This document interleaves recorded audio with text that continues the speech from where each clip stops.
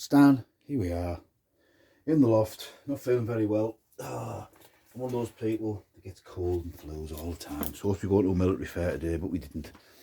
So that's that.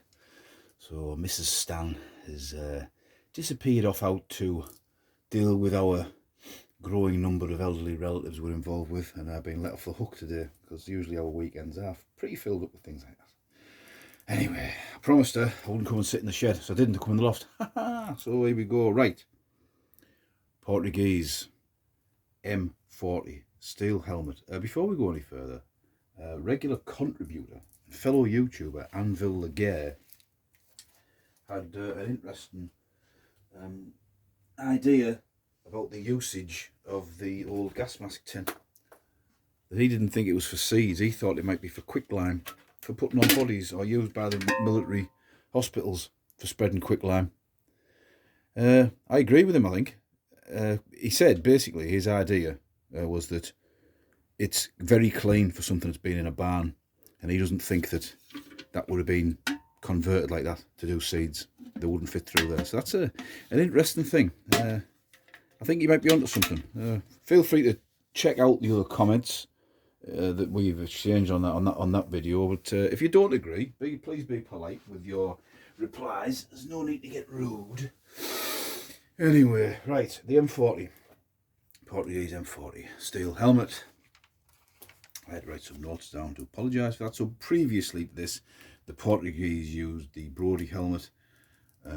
This version is the M40, as in the, in inverted commas, World War II era type M40 1940. 1963, the M40 1963 had a Riddle style liner. There was also a para helmet, which is obviously just a different chin strap. That was later on replaced by the Pasgit Kevlar helmet. It's still in use by the ceremonially by the military police. Now it's allegedly designed or inspired by Portuguese soldiers of the 15th century, like a medieval casque, if you like.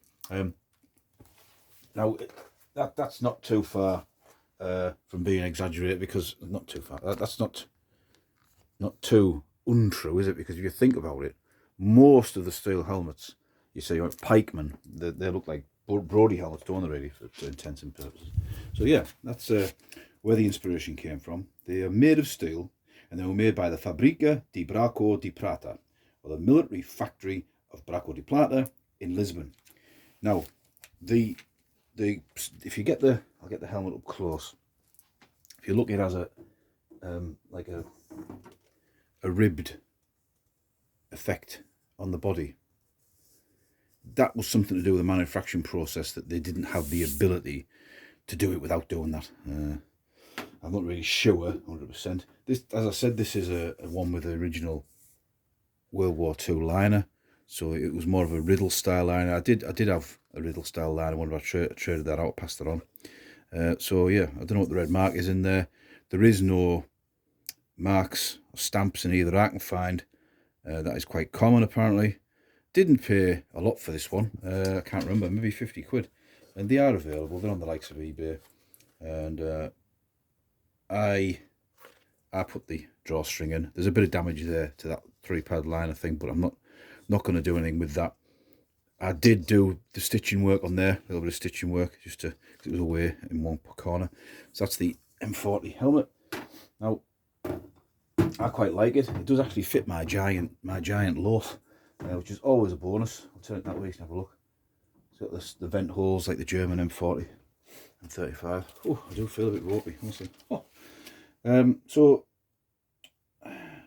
the helmet was used by the army security forces, and what I was reading today, that's like a browny grey. So what I've just read there is that brown colour like that was mainly mainland Portugal. Green was the overseas colonies, and grey or black the police. There is a couple of other variations of that. Now,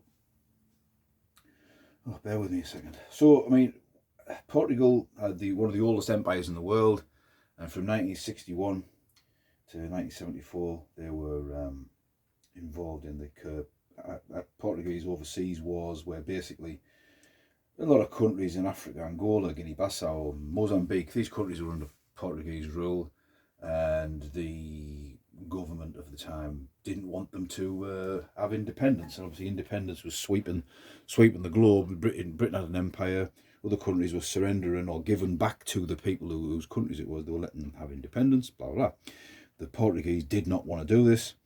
And the only reason the Portuguese overseas wars finished was that there was a coup in Portugal, and the old government was kicked out, and that basically ended it.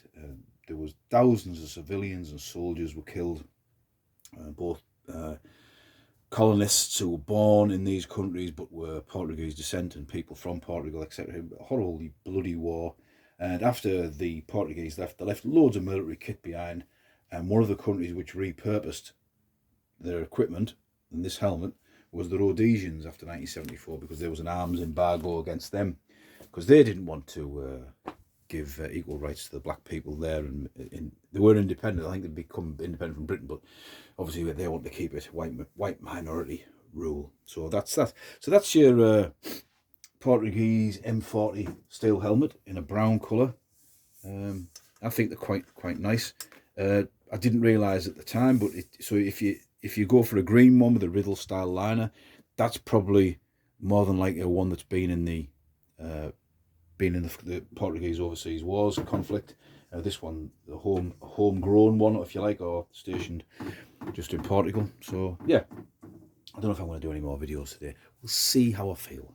So this is Stan, and I'll see you.